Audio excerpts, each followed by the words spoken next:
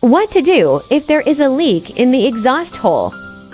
The reason for the leakage of the exhaust hole is that the O-ring of the active valve is damaged.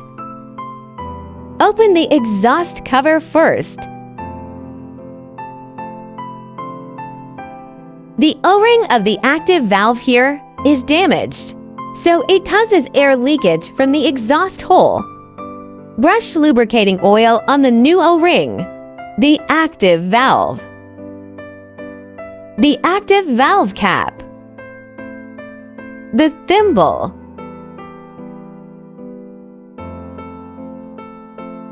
the up air conduit.